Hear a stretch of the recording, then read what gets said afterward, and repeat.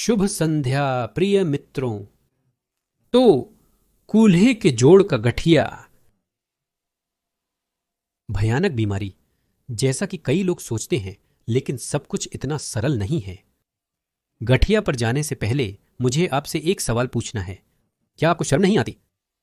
आपको मजा आ रहा है, लेकिन जो आप कर रहे हैं वो गैर कानूनी है। सदस्यता कहाँ है? आप बिना सदस्यता के देख रहे हैं। देखिए, मैं आप सभी को जानता हूं जो देख रहे हैं और सदस्यता नहीं ली है। यूरी सेमेनोव केमेरोवो से आपने अब तक सदस्यता क्यों नहीं ली? आपको पसंद है, आप हर एपिसोड देखते हैं, कोई भी नहीं छोड़ते, लेकिन सदस्यता नहीं ली। सदस्यता नहीं ली तो आपको पता नहीं चलेगा कि वीडियो कब आया। अलेक्सेई इवानोव चेबोक्सारी से आपने भी सदस्यता नहीं ली। देखिए, मैं आप सभी को नाम से जानता हूं। आपकी आंखें इधर उधर भाग रही हैं। चलिए, ईमानदार बने, देखते हैं और सदस्यता लेते हैं। एक बार सदस्यता लें और फिर साफ मन से कानूनी रूप से देखें। अब टेस्ट और टेस्ट के परिणाम कमेंट्स में लिखें। सभी को जानना दिलचस्प होगा और आपको भी लिखना दिलचस्प लगेगा, क्योंकि ऐसी चीजें साझा करनी चाहिए, इन्हें अपने पास नहीं रखना चाहिए। तो आपका काम है मोड़ लेना। यहां आपको देखिए, आप बस खड़े हैं और आपका काम है मुड़ना, इस तरह मुड़ना। आप सिर के साथ मुड़ सकते हैं या अगर हो सके तो सिर को आगे रखते हुए मुड़ सकते हैं। आपका काम है एक तरफ से दूसरी तरफ मुड़ना। आप इसे आईने के सामने भी कर सकते हैं। फोन उठाएं, अगर इस तरह मुड़े और फिर फोटो खींचें। एक तरफ साइड से फोटो खींचने पर भी अच्छा दिखता है, दूसरी तरफ भी। देखें आप कैसे मुड़ते हैं। कभी कभी ऐसा लगता है एक तरफ ज्यादा, दूसरी तरफ कम। कुल मिलाकर इसका कूल्हे के जोड़ से क्या संबंध है, हम कुछ ही मिनटों में जानेंगे। चैनल न बदलें। कूल्हे के जोड़ का आर्थराइटिस ये हेडफोन नहीं है, यह हमारे शरीर की शारीरिक संरचना के आदर्श रूप से निकटतम चित्रण है।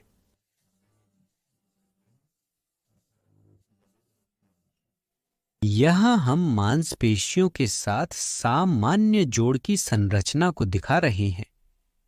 जोड़ की दरार काफी चौड़ी है, सब कुछ ठीक है, लेकिन अगर आप बर्फ पर गिरते हैं तो बिना निदान के नहीं बचेंगे। आपको आर्थराइटिस 0-1 का निदान मिलेगा। किसी चीज पर थोड़ा थोड़ा पकड़ बना लेंगे। आ गए तो कुछ इलाज करना होगा। निदान जरूरी है। स्वस्थ का निदान नहीं होता। आर्थराइटिस 0.1 पहली अवस्था में जोड़ की दरार संकीर्ण होती है, उपास्थि ठीक रहती है, दर्द विशेष नहीं होगा, दौड़ कूद सकते हो। अधिक भार के साथ अपर्याप्त उपास्थि के पोषण में कमी, उपास्थि थोड़ी थोड़ी संकीर्ण हो जाती है।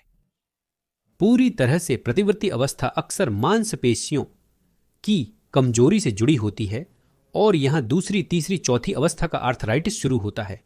यहां उपास्थि असमान हो जाती है और भी संकीर्ण हो जाती है। यहां खड़खड़ाहट होती है और यहां सामान्य स्थिति में भी, लेकिन यहां दूसरी तरह की खड़खड़ाहट होगी। यहां एक बार क्लिक किया। जब आप पैर को नीचे करते हैं, उठाते हैं, तो और क्लिक नहीं होता, लेकिन यहां ऐसी खड़खड़ाहट होती है। जब आप इसे उठाते हैं, नीचे करते हैं, तो दूसरी तरह की खड़खड़ाहट होती है और अंतिम अवस्था में यह सब किस ओर ले जाता है, लेकिन शायद ही कोई इसे इस स्तर तक पहुंचाता है। इस स्तर पर आमतौर पर कृत्रिम अंग लगाना होता है, लेकिन कभी कभी ऐसा भी होता है। यह जोड़ का एंकिलोसिस है। यह दो हड्डियां एक हो जाती हैं। यह लगातार चोट के कारण होता है, लगातार हड्डियों के बढ़ने के कारण। एंकिलोसिस जोड़ का मतलब है कि दो संयुक्त सतहें एक हो जाती हैं और एक ठोस हड्डी बन जाती है, लेकिन उनके बीच पहले दरारें होती हैं। फिर पूरी तरह से यह एक दिलचस्प विकास तंत्र है। दो हड्डियां एक हो गईं, शरीर में चमत्कार होते हैं। प्रतिवर्ती प्रक्रिया संभव है। यहां सब कुछ इस पर निर्भर करता है कि इलाज करना है या नहीं, इसके साथ कुछ करना है या नहीं, कुछ भी नहीं करना है। सब कुछ इसी दिशा में है, जैसे कि गति में। यहां हम आगे बढ़ रहे हैं अगर हम व्यायाम या कुछ पुनर्प्राप्ति के लिए कर रहे हैं।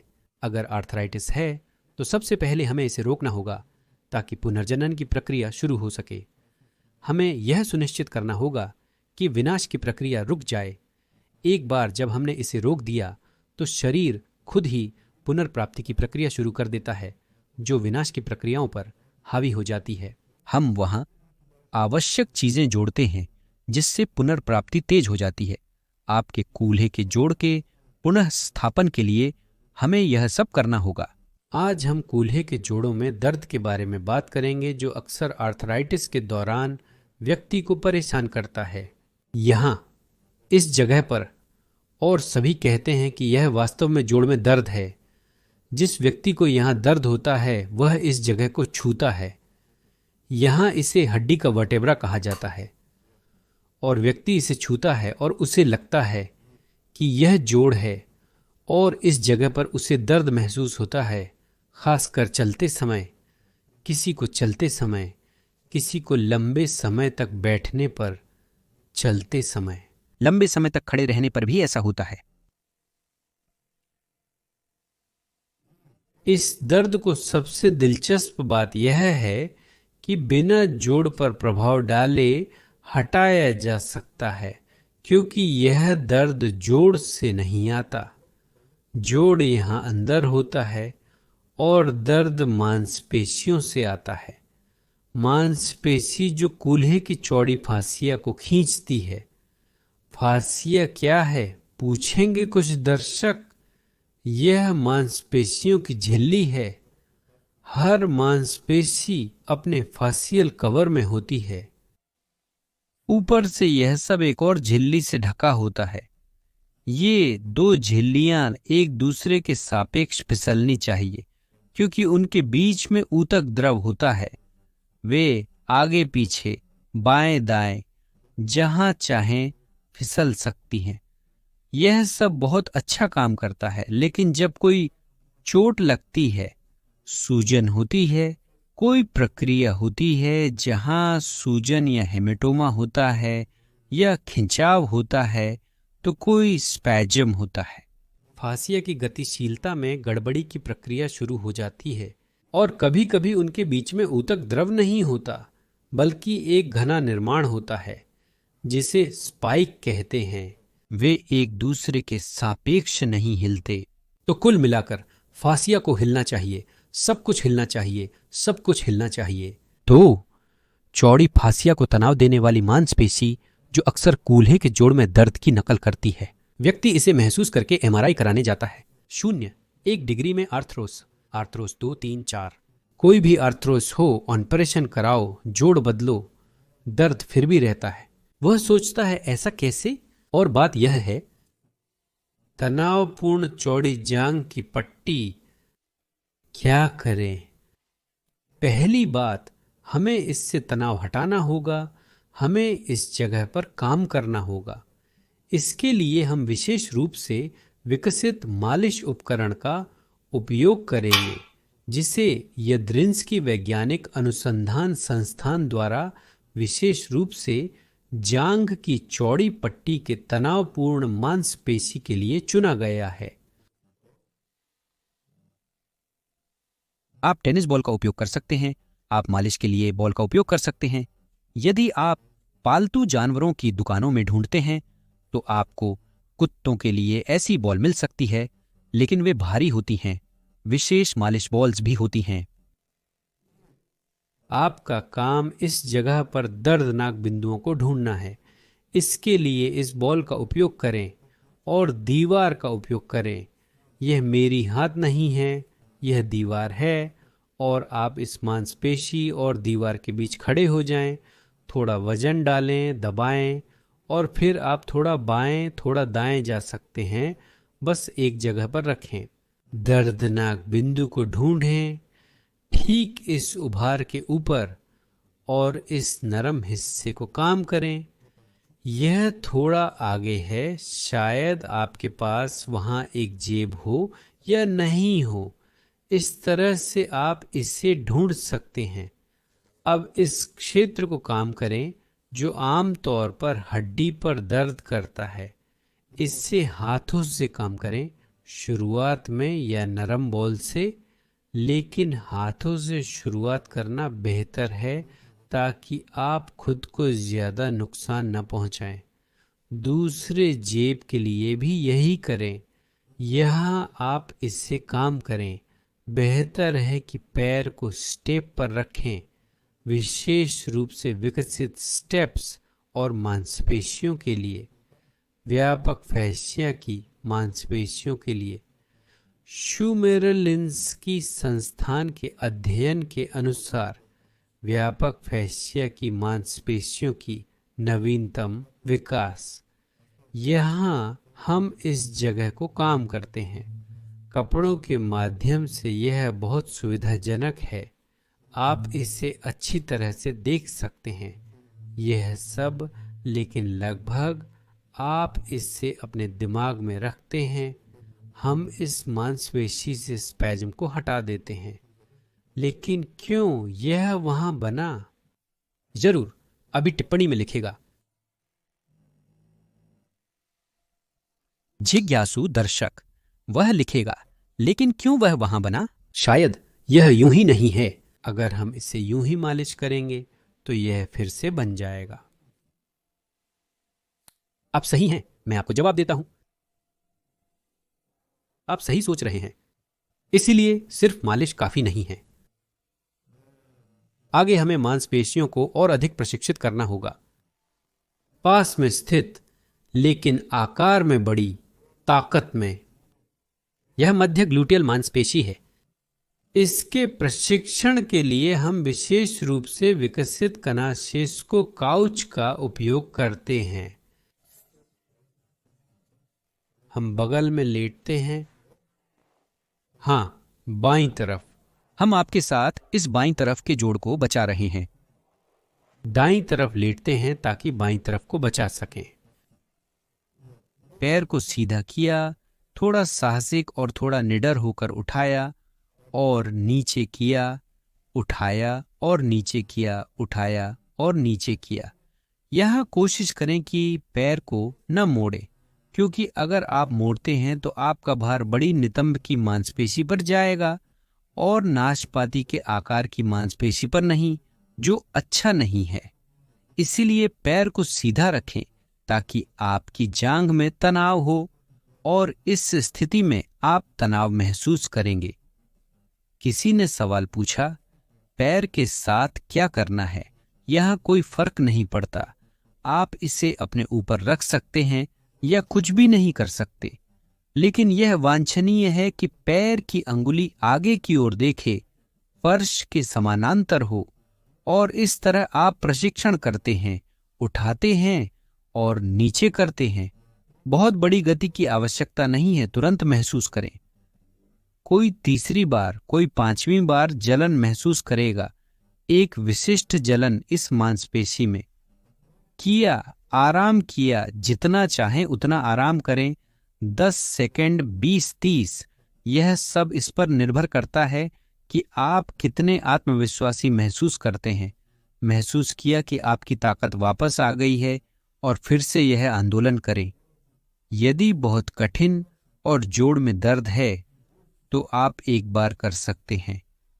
किया, पैर को वापस रखा, तो जब सब कुछ ठीक है आंदोलन कर सकते हैं। एक बार कोशिश की, लेकिन 10 से अधिक बार न करें। बेहतर है कि अतिरिक्त सेट करें। सेट के बीच आराम करें। आपके पास अलग अलग आराम हो सकते हैं। पहले और दूसरे के बीच थोड़ा कम आराम करें, जब तक कि मांसपेशियों में ताकत हो। फिर जब ताकत आपको छोड़ने लगे, सेट के बीच थोड़ा अधिक अंतराल लें और इस तरह हम मांसपेशियों को प्रशिक्षित करेंगे। मध्य ग्लूट्स को अभी अच्छी तरह से प्रशिक्षित किया, हालांकि थोड़ा काम किया।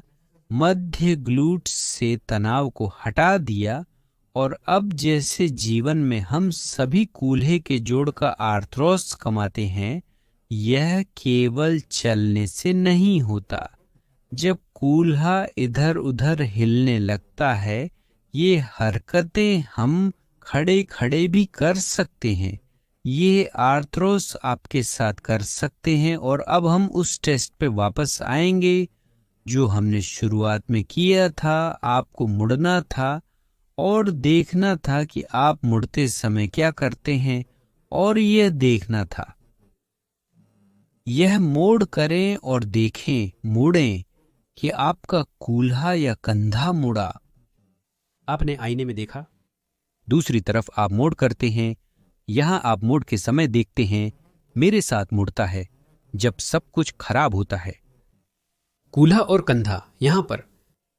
अगर सब ठीक है तो मैं मोड़ता हूं, कूल्हा स्थिर रहता है, कंधे घूमते हैं। यह हरकत अक्सर हमारे साथ होती है जब हम हाथों से कुछ उठाते हैं, आपके साथ चलते हैं और मोड़ करते हैं। और अगर मैं मोड़ करता हूं और मुझे यहां पर छाती और कूल्हे के बीच में लचीलापन नहीं मिलता, तो यह लचीलापन कूल्हे का जोड़ पूरा करता है। तो मतलब मैं सीधे जोड़ पर मुड़ता हूं। यह बहुत ही खराब, बहुत ही खतरनाक हरकत है कूल्हे के जोड़ के लिए। तो मतलब अगर कूल्हे और छाती के बीच में गतिशीलता नहीं है तो मैं इन हरकतों को कूल्हे के जोड़ से पूरा करने लगता हूं। वह इस पर बहुत बुरी तरह से प्रतिक्रिया करता है। वह इतनी तेजी से प्रतिक्रिया करता है क्योंकि उसके लिए यह स्वाभाविक नहीं है। मांसपेशियों पर इस भार का बहुत बुरा प्रभाव पड़ता है। इसे ठीक करने के लिए सबसे पहले हमें गतिशीलता बढ़ानी होगी ताकि सब कुछ स्वतंत्र और स्पष्ट रूप से चल सके। इसके लिए हम इन मांसपेशियों को थोड़ा खींचेंगे ताकि हम आसानी से मोड़ सके। हम विशेष रूप से नोवोचेबोक्सार्स्क में बने कुर्सी का उपयोग करेंगे जो रीढ़ की हड्डी की गतिशीलता को बढ़ाने के लिए है। हम कुर्सी के आरामदायक हैंडल को पकड़ते हैं और अपने आप को मोड़ते हैं। यहाँ दो विकल्प हैं। आप मोड़ सकते हैं और सिर की स्थिति को कंधों के सापेक्ष बनाए रख सकते हैं या आगे की ओर देख सकते हैं। सबसे महत्वपूर्ण बात यह है कि जब आप मोड़ते हैं तो पीछे की ओर न देखें, केवल आगे देखें। रूसी भाषा में पीछे शब्द नहीं है, केवल आगे है। अगर आपकी उम्र 3 साल से अधिक है, खिंचाव के प्रशिक्षण के लिए आप स्थिरता का उपयोग नहीं करते हैं, यानी खींचते हैं और पकड़ते नहीं हैं, बल्कि खींचते हैं, आराम करते हैं, खींचते हैं, आराम करते हैं। यदि कम है तो स्थिर रूप से दोनों तरफ खींचते हैं। आप पाएंगे कि एक तरफ थोड़ा अधिक, थोड़ा आसान है, दूसरी तरफ थोड़ा कठिन है। यह आंदोलन करें और अब इस मोड़ को करने का प्रयास करें। और आपका काम है कंधे को कूल्हे के सापेक्ष मोड़ना। इस आंदोलन को पहले एक तरफ और फिर दूसरी तरफ करने का प्रयास करें। आपका काम है कूल्हे के सापेक्ष मोड़ना सीखना, न कि कूल्हे को कूल्हे के जोड़ पर मोड़ना, बल्कि सापेक्ष मोड़ना। और आप देखेंगे कि आपका कदम बदल जाएगा। कहीं से अचानक एक अनजाना आंदोलन प्रकट होगा जो पहले कभी अनुभव नहीं किया गया था, परंतु अंततः आप इसका अनुभव करेंगे और आश्चर्यचकित होकर इसे पसंद करेंगे। और आप, मुझे उम्मीद है, फिर से चैनल को सब्सक्राइब करना नहीं भूलेंगे। तो दोस्तों, टिप्पणियां लिखें। आपको कैसा लगा, कितना अच्छा है, हर वीडियो पिछले से बेहतर है, जैसे हमेशा होता है। ये लिखें। ये अच्छी टिप्पणियां हैं। जिसे पसंद नहीं आया वह अपने पास रखें, नोटबुक में लिखें और कहीं रख दें कि यहाँ सब कितना अच्छा है। चित्रों के बारे में लिखें, ज़्यादा से ज़्यादा। कई टिप्पणियां भी लिख सकते हैं, यह मना नहीं है। लाइक करें और मूल रूप से सब कुछ यहाँ समाप्त करें।